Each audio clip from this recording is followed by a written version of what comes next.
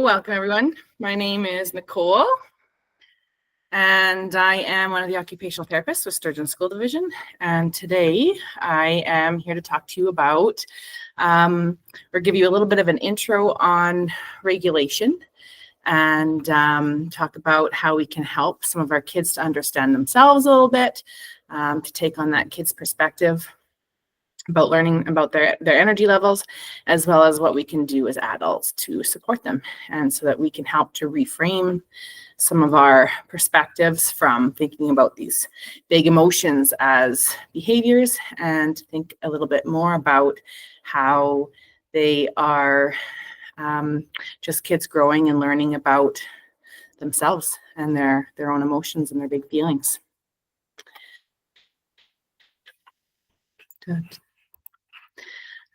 So today we'll just do a really quick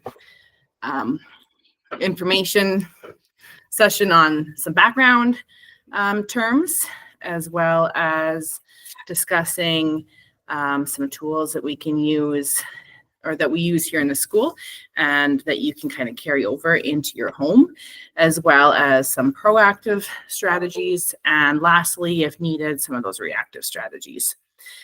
To try to support our kids to find that calm and that just right level of energy. So we've all seen those little kiddos in the supermarket or the mall, or, you know, our children in the kitchen right before bedtime, having those meltdowns and those big explosions.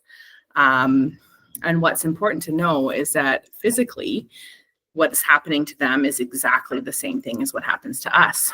We have our muscles tighten, our breathing gets a little bit faster and sometimes more shallow. Our heartbeat starts to race a little bit faster. And then as our body starts to react these certain ways, our brain and our thought gets a little bit more chaotic and unorganized, and our focus kind of goes to the wayside. So when we're facing these periods of big emotions, it's both an internal and an external experience. So the only difference is that as adults, we've put on a lot more mileage, and we have a lot more practice and experience with keeping our cool most of the time. So some quick terms that you might hear throughout this presentation. For us to attend, concentrate, and perform tasks in our daily living, our system needs to be able to obtain an optimal level of alertness. So alertness is something that is wired into our nervous system as to how what our baseline level of alertness is. And sometimes I like to refer to people such as like Fred Rogers and Robert Williams. And Fred Rogers, he might come into a conversation and kind of go, "Good morning, how are you today?" Whereas Robert Williams might go, "Hello," and come in with flying, rainbows behind him. So everybody's got their own baseline level of alertness. It's neurologically hardwired into us. Some kids that we might go, "Whoa, they flew from 0 to 60 at the drop of a hat," might not actually be flying from 0 to 60. They might always kind of be revving at 59. And so it doesn't take a lot for them to jump into that hyper arousal. Whereas some other kids that we work with might be kind of moving in that low and slow, ready to fall asleep at any time level of alertness. And every level of alertness is okay. They all have a purpose. We want to be able to be hyper vigilant and hyper alert if we're going down a creepy back alley in the middle of the night, but we also want to be able to be hypo alert when we're trying to calm down and get ready for bed. So all of those levels are really important, and it's not necessarily about one alertness level being better than the other. It's about being able to meet the level of alertness that we need at any given time.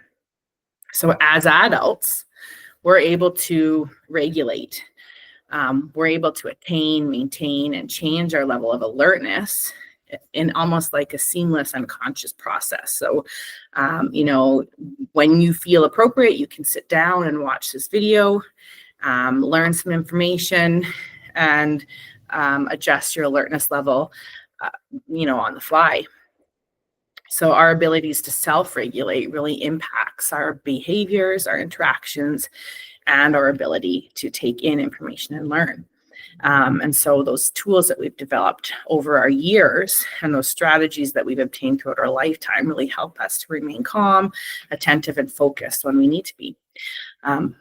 For children, it's a little bit different. And really, especially for our little pre-K and kindergarten kiddos, it's us as the adults that are helping to give them those tools and to inform them and help build their capacity to recognize their level of alertness.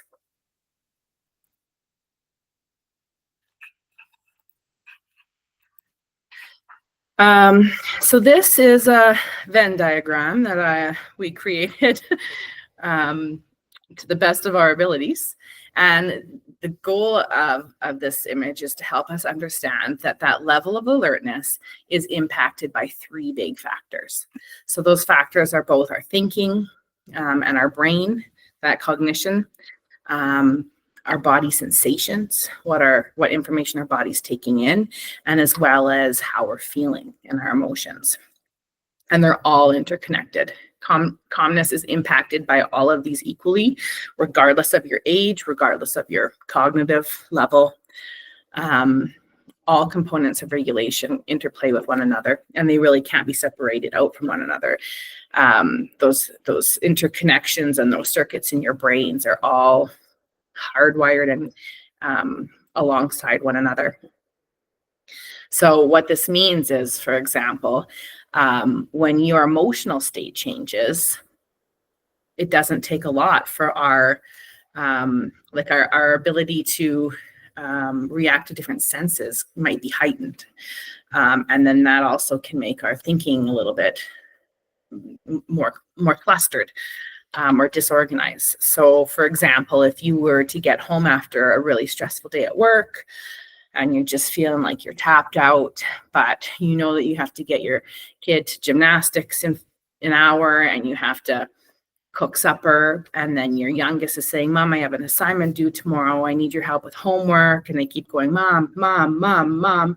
And then, although that situation might be manageable on any given day, that emotional turmoil that you've kind of built throughout the day means that you're about to overflow just because that little kid keeps going, Mom, Mom, Mom, Mom, and you have that auditory nagging in the background.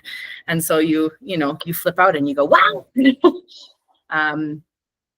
So yeah, that's it's hard to separate one from the other. So a little bit more about our sensory system. We all know that there's those 5 main senses: sight, sound, taste, hearing, and smell. We also have 3 other senses that are a little bit less talked about, but especially for our kiddos, they're really, really significant. One of them is proprioception, and that's understanding where our body is in space. It's understanding and reacting to deep pressure and that position in our joints. And another one is vestibular input, and that's how our body reacts to movement and understands movement, change in position of your head.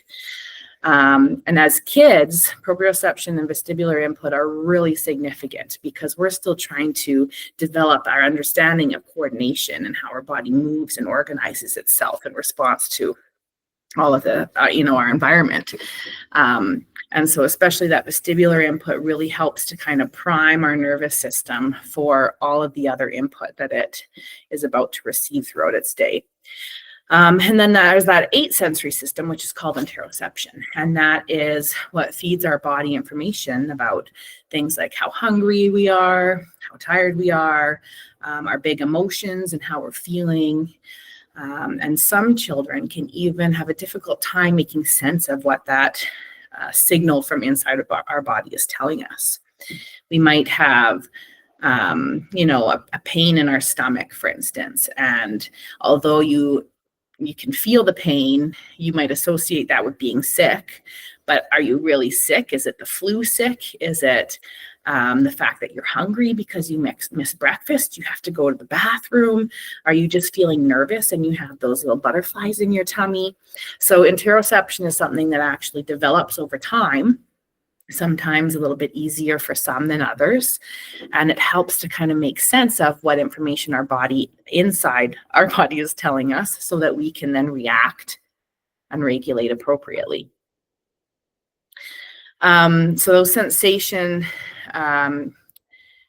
it's an internal process, and everybody's sensory system is different. We all have different individual sensory profiles. Some people are really reactive to big smells. Some people hardly notice them. And so, it's important to kind of take a step back and go, what are some of my child's sensory preferences and sensitivities? Because when we look at that level of regulation, those will definitely have a play.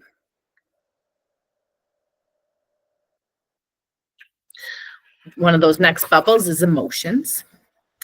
So those big high emotions, anger, elation, being ecstatic, or even extreme grief and sadness or fear. With any of those big high emotions, our response in the body is the same. Anytime we become highly emotional, whether it's good or bad, our body has a physical response to those highly emotional experiences. And those heightened emotions can either make you over or under sensitive to that sensory input. Like we mentioned before, if you're really focused on something and a kid is tapping you, you might not even recognize it. But if you're walking down a back alley and your alertness is really high and your emotions, or you've got that fear, and your kid touches you on the back of your leg, you might turn around and go, why, what? So that emotion can really change how you react to that sensory input.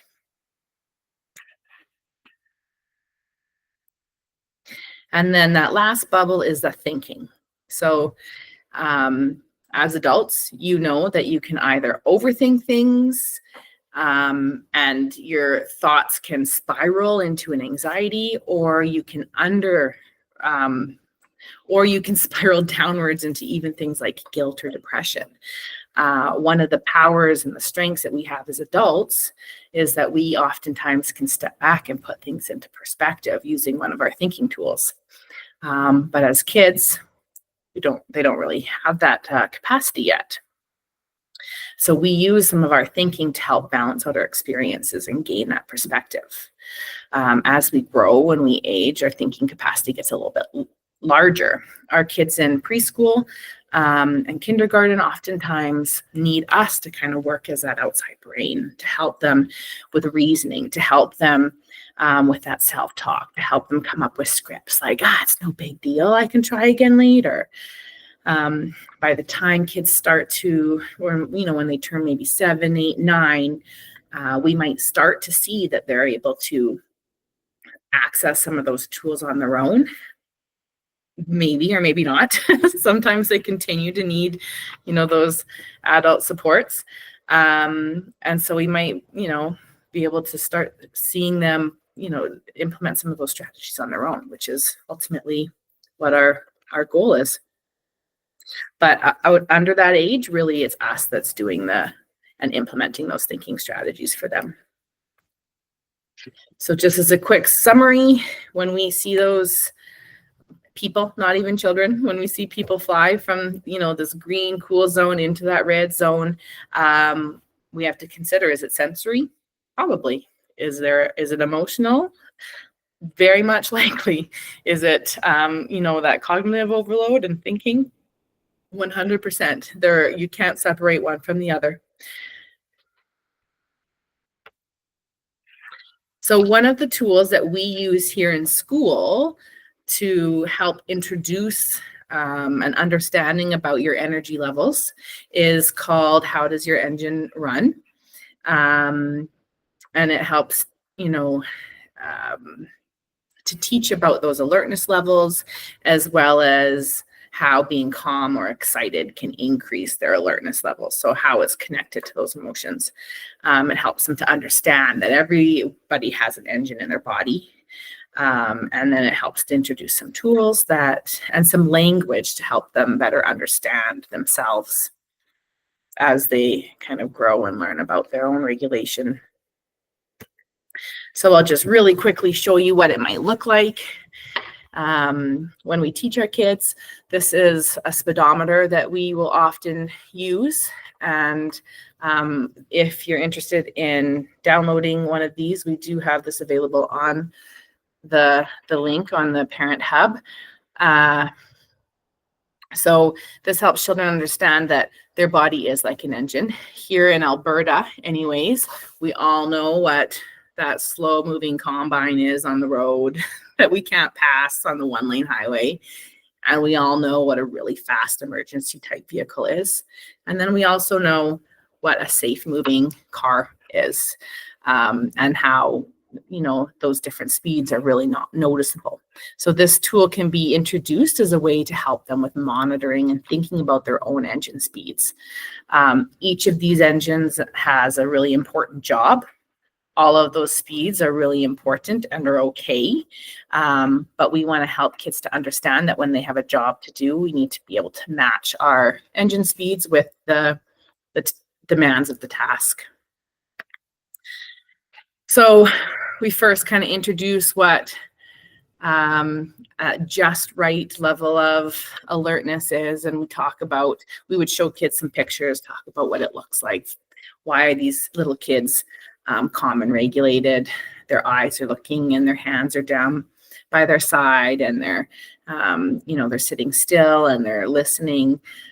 So this is what a calm and engaged body might look like when we have to do learning in the classroom. And then we might introduce what it would be like to have a fast fire engine inside of us. So we imitate that. We get them to run on the spot, jump, be silly, make faces, make loud noises, and then stop and put their hand on their chest or on their neck, and to see who can feel their own engine. And this is really important in helping them understand that we do have an engine inside of us, because they can feel that heart beating, and that helps to feed that interoceptive awareness that we want to build over time. And then we would talk about those slow moving tractors. And we might get kids to do some stretches, lay down on the ground, imagine that they were getting ready to go to bed. And once again, feel their heart, feel their engine, and say, is it faster or slower? Do you think you guys would be ready to learn if it was really slow like this? And get some interactive talk about those really slow engines. And then finally, talking about the really safe, just right moving car, calm, how their bodies might look when they're calm, being alert and engaged and interactive. And then as kids get older, maybe kind of the end of kindergarten, grade 1, we might start introducing another tool that's can really nicely be overlaid on top of that. How does your engine run? Called the zones of regulation. And kids begin to understand that their engine speeds are impacted and connected to feelings and emotions. And so as children build their emotional vocabulary, they can help to understand what their bodies feel like. So for instance, man, you're looking really frustrated. I can see that, your teeth are clenched and your muscles are tight. And I bet your heart is beating really fast.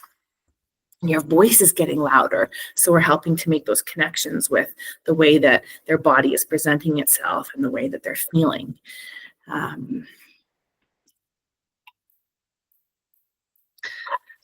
So while teaching this, we do want to make sure that those kids really understand that there is no good or bad engine speed. The goal is really to match the engine speed for the job that we have. It's not about behaving perfectly all the time, and that's not our ultimate goal. When we're outside, we want kids to know It's okay to be silly and to run and expel that energy. And then the same goes for emotions. There's no good or bad emotions. What you feel is just what you feel. It's about, coming up with that next step, recognizing that emotion, recognizing the way your body is feeling, and then learning what can we do about it? How can we then regulate once we gain that and learn about that information? So it really does take a lot of time and coaching on the adult's part. And you might be thinking that you're going over this, every day for 5 years. And sometimes, it takes that long to start to help our kids understand that, their body is a complex thing, and the way they feel and the way that their body is feeling is kind of giving us clues about what we need to regulate ourselves.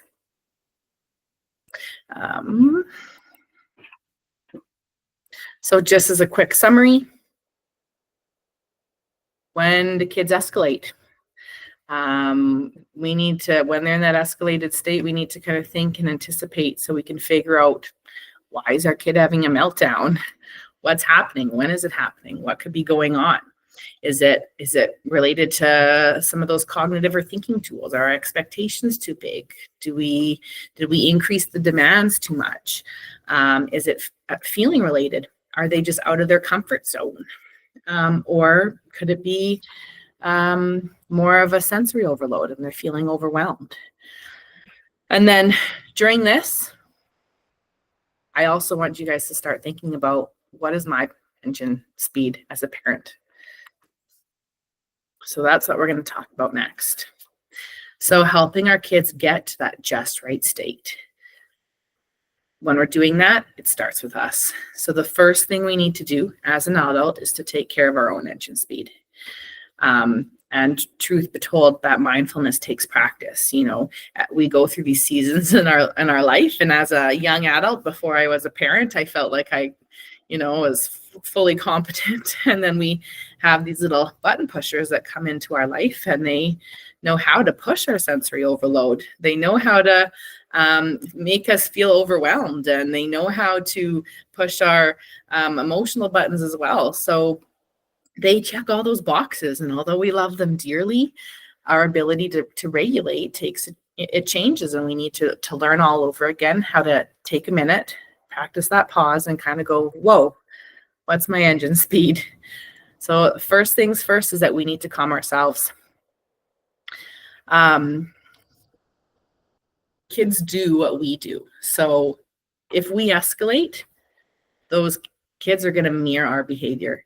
And especially in those early years when they're really laying that hard wire of how to, negotiate problems, and how to present ourselves when we're stressed and frustrated.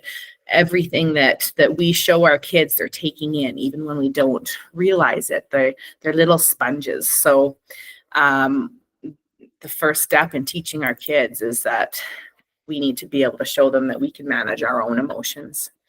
If we lose our control, it's okay. Being perfect is not our parent, is not our goal as a parent. And that makes a perfect learning tool. It's okay to say, whoa, sorry, I lost my cool. It's not acknowledging those mistakes and then repairing that relationship when we flip our own lid is actually one of the best strategies that we can use. That was really tough. I was feeling overwhelmed. I shouldn't have yelled at you. I'm sorry. And then repairing that relationship. That's a huge teaching strategy. That's huge for laying that foundation of trust with our kids. So just like with the kids, and just like with those three factors that impact our sensory system, we can also look at those three factors, or our regulation system. We can look at those three factors as ways to regulate our kids as well. So we can look at thinking strategies and shifting our thinking patterns. Our little ones' brains are still developing and accessing that thinking part of their brain. So we can also use those sensory supports to help them. And then we can also use those emotional supports to help them as well. So if we're thinking about strategies to get our bodies just right, sorry,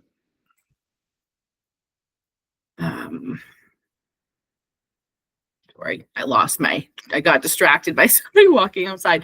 So yeah, I kind of just mentioned this. We want to lead by example. We want to be able to label our own emotions, and so that we can use that as a tool to help the kids calm. We want to be able to describe what we're seeing. Man, I see that your engine speed is running a little bit high. I think maybe you're getting frustrated. We want to be able to offer support and tools to help them get in that just right level, by helping them first identify that they're maybe moving out of that just right range.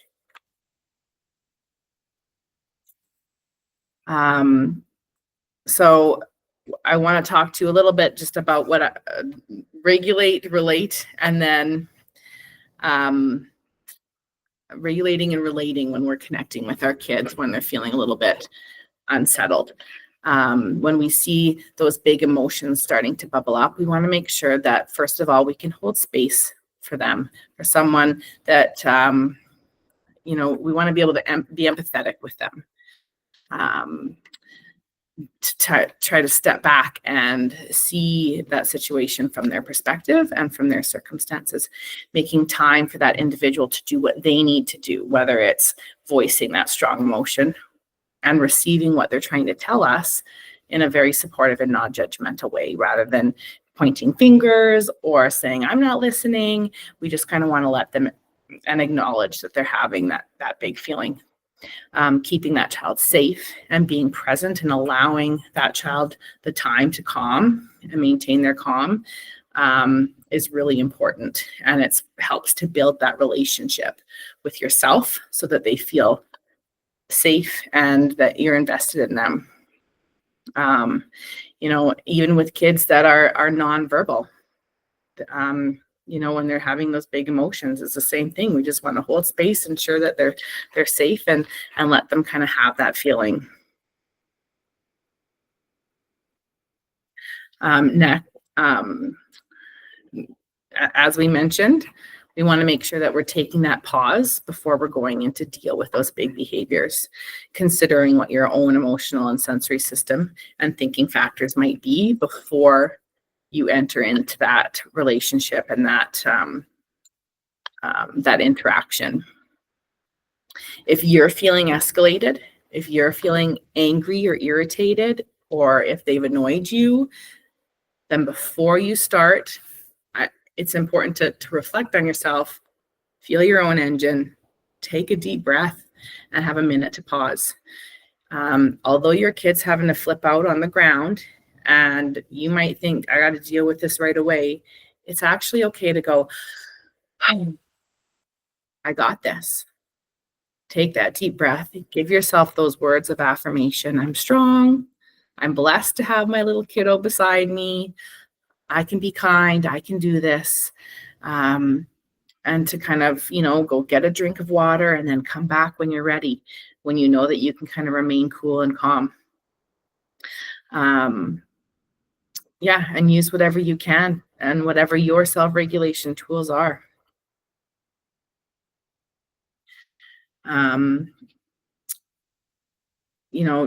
Breathing is one of the most powerful regulation tools out there. One of the most researched tools out there. It is encouraged in so many different practices, and it's for a reason. But keep in mind that it's just like riding a bike. It seems really easy now.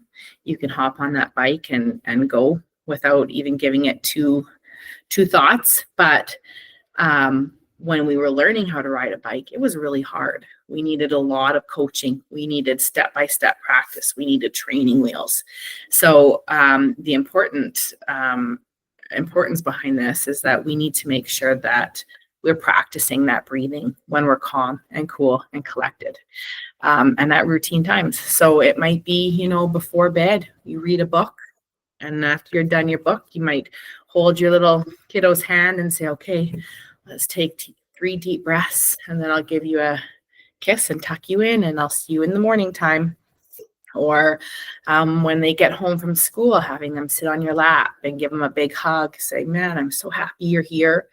Have that moment to connect, and then take 3 or 5 deep breaths and say, okay, here's what's coming next. So making sure that you can practice those opportunities to breathe is important, so that when we get into those moments where our thinking brain is kind of going offline, we can automatically use that tool, just like riding a bike. And there are so many different fun ways to teach kids how to breathe. We can use bubbles, pinwheels, smells. There's lots of images out there. And images are awesome because they help our kids with visualization, which is something that is also a tool. Not that we would necessarily be teaching that to our kids at this age, but when we say, okay, everybody smell the flower and blow out your candle. Those are things that our kids can associate with, that evoke those positive memories and that help to engage their imagination, so that they're feeling happy to, smell those flowers or blow out their birthday candle. And so even just associating with those positive experiences can be enough to kind of settle that sensory system.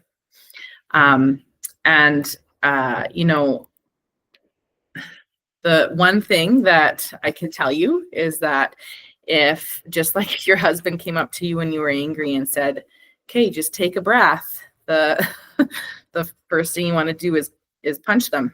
So your kids aren't going to be any different.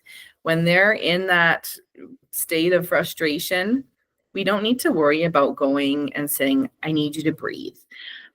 We can engage those mirror neurons and that breathing just by going up to them and going, oh, man, I'm here for you. That seems really frustrating. And so even by us taking a breath, we're helping them to kind of learn, oh, this is a time that I can take deep breaths. So don't feel like you need to say, hey, take a breath. You got this. Just do it. And over time, they'll learn to kind of follow in suit. So when we're breathing, we're helping our brains to get more oxygen. We're shifting those physiological responses in our bodies. And then that means that our thinking brain can come back online. So I can't rave enough about exploring different ways to teach our kids deep breathing. And after we regulate, we want to take that opportunity to relate to our kids. So kids need to feel and know that we have a sincere interest in them and in their well-being, and so that we can be the co-regulating source for him or for them. So, and that's true for everybody. They need to feel that real sense of concern and caring. So when your kid is frustrated, but your attention is elsewhere, or you're trying to get your taxes in before midnight, or whatever big thing is going on in the back of your brain, they don't know what that is. They just can see that sincerity might not be there at that moment. So take a minute and acknowledge their emotion. And just kind of go, wow, this is really hard. I can see that you're struggling. Oh, can you tell me more about it? That was really tough. The important thing is that heart-to-heart connection and letting them know that you're invested in them, and that's sincere connection. And then step 3 is to kind of reason and re-engage with them. So once those emotions die down, and you might be kind of letting them have their big feelings, and then you notice that they're starting to sigh, or they're looking around the room, kind of going, what is that over there? So you can kind of gauge your own kid and say, are they starting to get to that point where their emotions are settling and their thinking brain's coming back online? Some kids might take longer. I mean, as an adult, you might have to say, okay, I'm sleeping on it. I don't want to talk to you till tomorrow. So acknowledging that different kids can need different amounts of time before you can go in there and start to interact with them. But once you see that they're starting to cool, get down to their level, re-engage and help them do some problem solving, negotiating. Some kids, you can use more cognitive tools than others, so you want to meet them where they're at.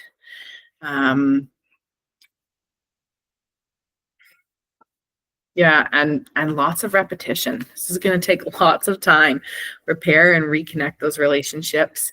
For some of those older kids, you might be able to start using some more of that collaborative problem solving, getting some input like, man, what happened? Or what, what do you think that other person wanted? And trying to help them kind of take that more of an empathetic perspective when you're trying to re-engage them. Some of our preschool children might not, be there yet.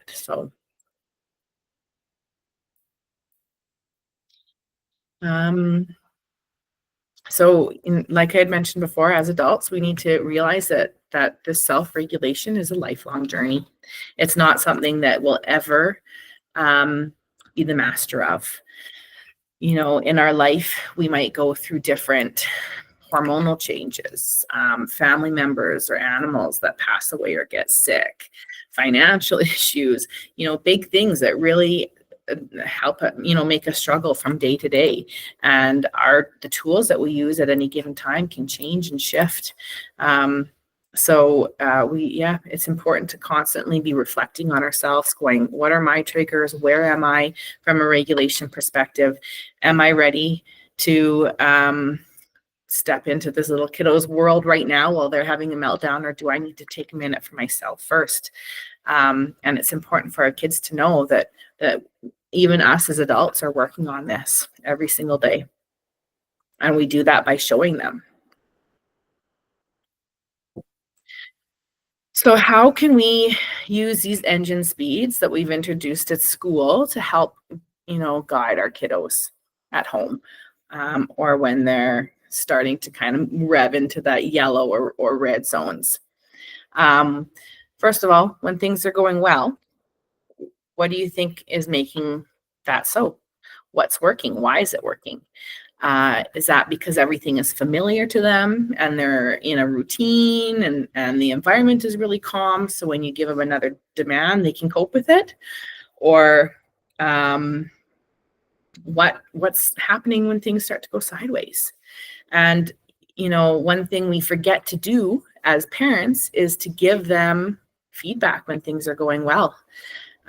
Things are going well and our kids sometimes can kind of fall to the wayside, but it's important to build their awareness and be like, man, I love how you're sitting so calm coloring that picture while I'm trying to get this job done, so that they know, oh, this is what mom wants from me. This is what dad is expecting from me.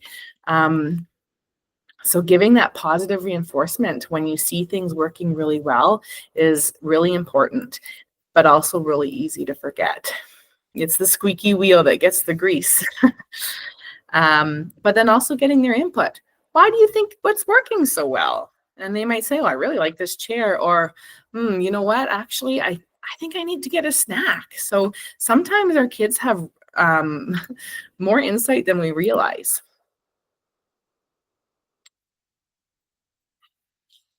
When we see them moving up into that yellow zone, take a mindful moment. What's going on with me? And then how can you show that emotional connectedness? That's got to be first all the time.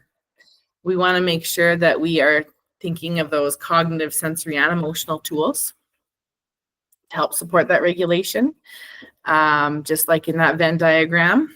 And rather than saying things like, oh man, you need to go take a time out, or kind of reacting really negatively, sometimes we got to take that moment, shift our frame of mind and say, hey, what's going on?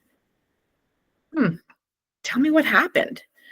Because that open-ended question can sometimes come across a little bit less threatening than the, why did you do that? And then giving them that opportunity to tell their story, and giving them that opportunity to support them emotionally. So those are, that good place to start from an emotional tool.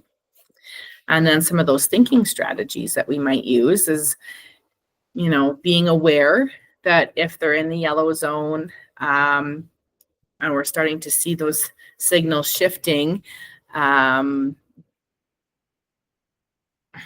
they're, choosing to push those buttons of yours, what are some thinking tools that we can incorporate? Some awesome ones are just the consistent routines. Consistency is huge.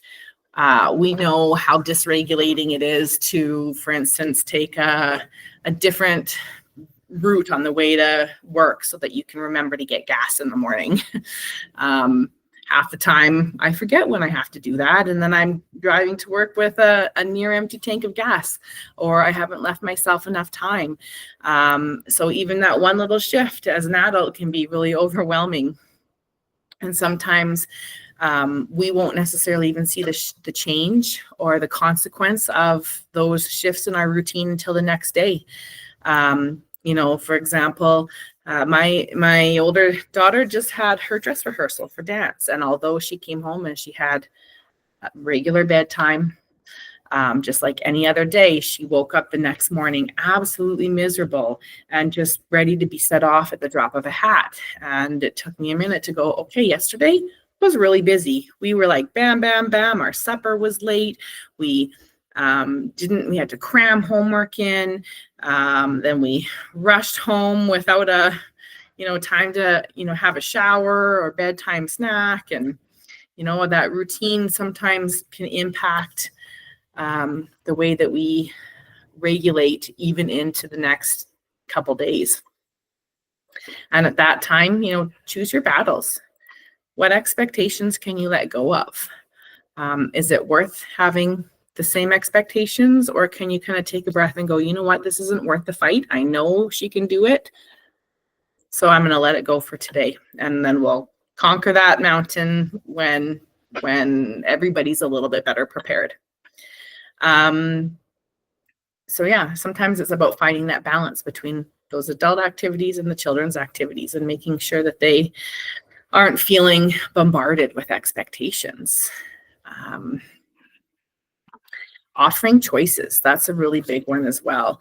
And offering limited and reasonable choices, sometimes two or three, depending on what your kid is, what their regulation state is. So you might say, do you want milk or do you want juice? Do you want to do this here or do you want to do that there? And so you're offering them that control. And even sometimes offering them that open palm can be like a really inviting piece of body language that's not very threatening, and they can kind of go, okay, oh, you're going to let me choose? Remembering to keep that language simple. It's not about a lot of negotiation. It's not about saying, well, you can't do this right now, but you could do this, tomorrow. And you have to remember that last time we did this, there was these consequences. Our little kids just need, do you want this or that? First do this, then do that. Now do this. Later we can do that. Keeping that language really simple. Pictures can also be really amazing tools for our children. There's things that we use even as adults to navigate roadways, to look at our calendar, to find out what's on our to-do list, to help us prepare for what's coming. We might have that cake sticker on the calendar to remind us that we have a birthday coming up later that month. And pictures sometimes can be processed quicker than some of those verbal cues. So sometimes even showing them a picture or showing them an item can be a quicker way to kind of help them process what what expectations are being set than to bombard them with a lot of words. Visual timers and timers that beep can help with giving them those transition warnings, and to remind them that that end is coming, setting those clear expectations and boundaries, and then offering and allowing transition items and jobs. Sometimes it's not even an object, but it's a job, like, oh man, the beeper went off. Remember, can you carry this to your little brother? Or I have your snack ready. And then you have your snack on the go as you're getting them into the car, and kind of planning how you can use those transitional jobs or objects in a very strategic way. And then we have some of those sensory calming strategies as well. First, checking that environment. Do we need to, change the lighting? Is it really noisy? Maybe turn on some quiet music. What can we do with that environment that help them kind of stop from revving and then shift back into that just right zone? Movement is really big. It's huge for our children. And there's no other sensory system that impacts that brain more than our vestibular system. And it kind of creates that sense of groundedness. So our kids really need strategically planned opportunities to get highly intense movement. But we can help to make that movement more predictable and more organizing. So if we're getting ready for bed and our little guy is jumping on the bed and revving up, then we might say, okay, I'm going to find a way to add some predictability, some rhythm, and to make this more organizing so that we can help to keep them engaged and in that just right level. So instead of jumping on the bed, we might sing, 5 little monkeys jumping on the bed. So we're using that rhythm and that predictability to draw them back into that connectedness. And then also we have to remember that what comes up has to come down. So when we give our kids opportunities for movement and we send them outside for 15 minutes to run, we have to expect that when they come in, their heart rates are still probably up here. So let's give them a big hug, maybe give them an opportunity for some heavy work or some deep pressure, and then kind of say, okay, man, that was fun. Let's reflect on that for a minute. I loved how I saw you, swinging on the monkey bars. Okay, next, this is what we're going to do. And, snack is coming up, and then we're going to go pick up your sister from school. And so we're helping them to kind of prep and plan for what's to come. Touch is a big, can also be big for our little guys. But it's important to remember that touch is really integral to that attachment relationship. And so if your relationship is really healthy and strong and you didn't have a big fight just 10 seconds ago, then touch can be really receptive and organizing. But, if you guys were just yelling at one another and your relationship's a little bit, tumultuous at that very moment, that when you go to touch your child or your partner, they might react and say, no, too much. So, knowing your kid and their preferences is really important when you decide what kind of sensory input to give them.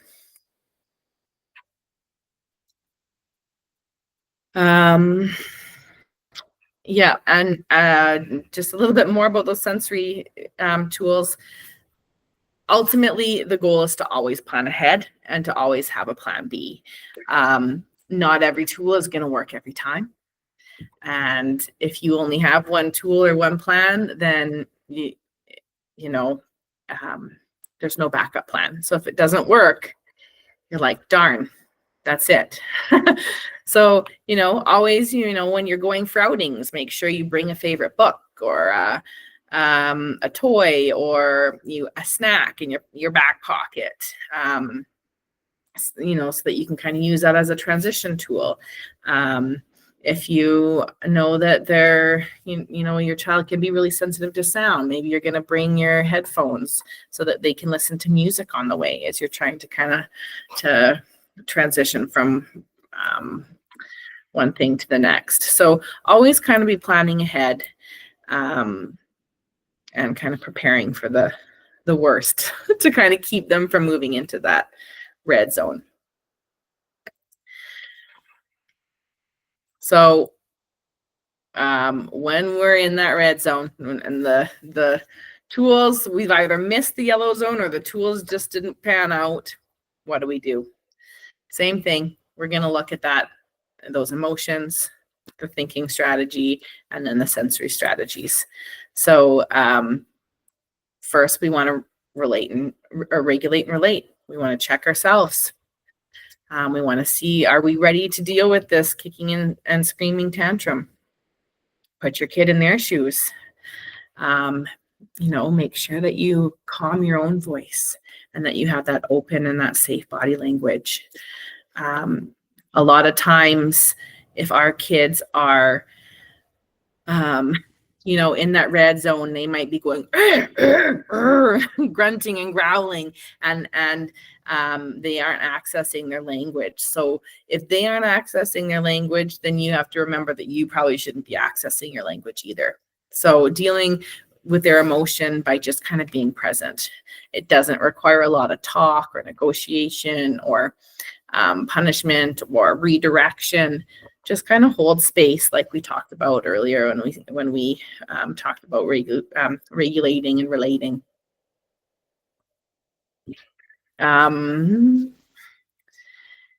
Sometimes we can use redirection as a tool to kind of flip that switch and get them out of there.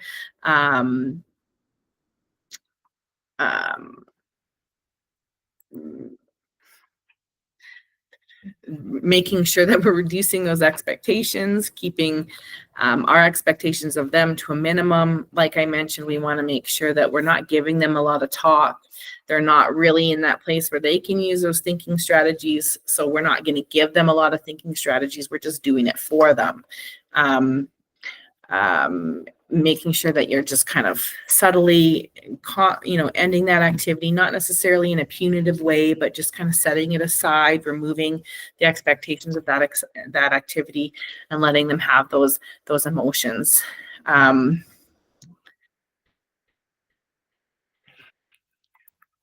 In terms of some sensory strategies, we want to reduce any of that, overloaded input. Try to move them to maybe a less busy place, dim lighting, moving them into a quiet place, sometimes giving them something to drink or eat can flip that switch and help them to kind of go, whoa, I'm ready to move out of this. And thinking about those sensory systems. What other kind of sensory input can we give them to kind of get into that, moving back down into that yellow zone?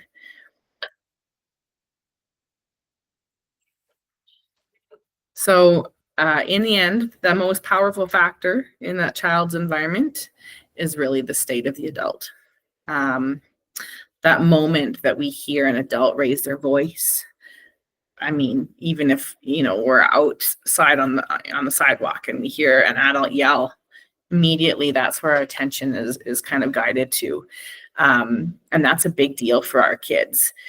We're in charge of ourselves. We're in control of ourselves. We aren't the puppet master. So,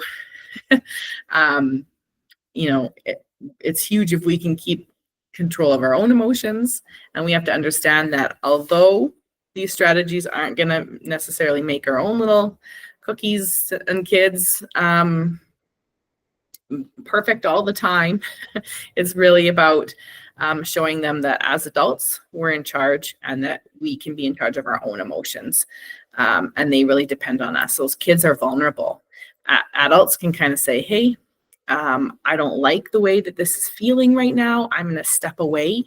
I don't like the emotional state of another person. I have options to kind of redirect my energy, but kids don't really have that option. So it's really significant that we first check ourselves. before anything else. Yeah, and then take some time to think emotionally, what factors do we have? From a thinking perspective, what factors do we have? What sensory factors do we have? And then what tools can we support from thinking, emotional, and sensory angles to help find what works for your kid in a proactive way, if at all possible. And then to realize that these tools will change over time. They'll change as our kids grow or hit puberty or get less sleep or have to deal with, environmental changes. So, our tools will constantly change over our lifetime. That's the one thing that we can kind of guarantee.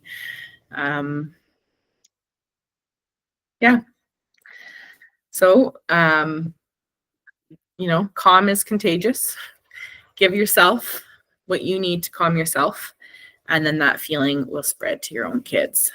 When your kids help you to realize that, my parents also make mistakes.